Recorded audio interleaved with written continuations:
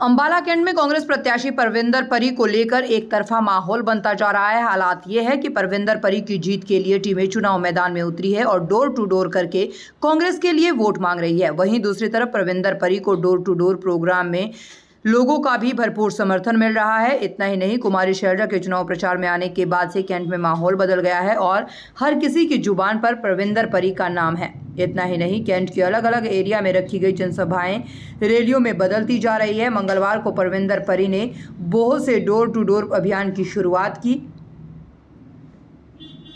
तो वही इस दौरान परविंदर परी ने कहा कि मुझे लगातार समर्थन मिल रहा है। उन्होंने कहा कि अलग अलग पार्टियों के लोग कांग्रेस में शामिल हो रहे हैं, जिससे ये साफ है कि हरियाणा में कांग्रेस की सरकार बनने जा रही है और अंबाला छावनी में भी कांग्रेस का ही उम्मीदवार जीत रहा है।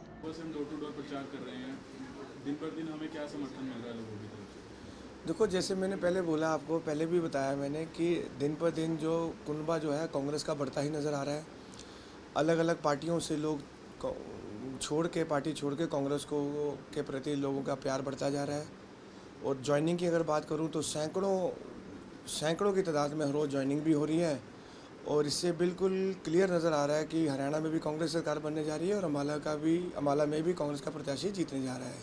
जिला अम्बाला में राहुल गांधी जी आए थे, उनसे मुलाकात हुई आपकी, उन्होंने मतलब क्या बातचीत हुई आप लोगों को?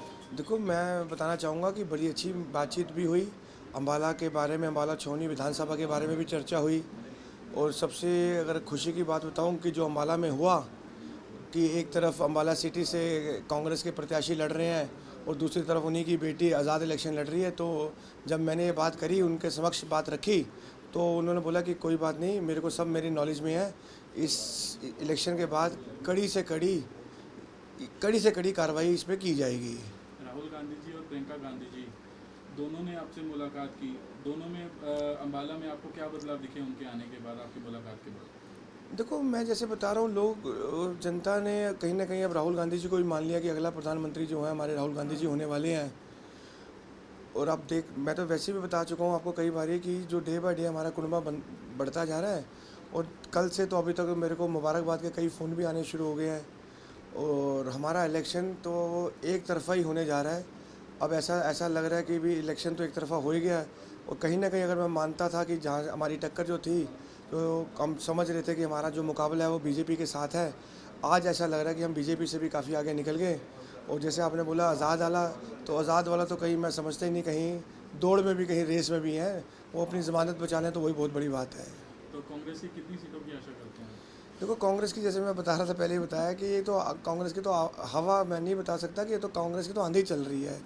पूरे प्रदेश में कांग्रेस की आंधी चल रही है। तो ये सीटें दिन पर दिन 5-7 का इजाफा सीटों का हो जा रहा है। आज की अगर बात करूँ तो आज तो हम 75-80 सीटों के ऊपर खड़े हैं।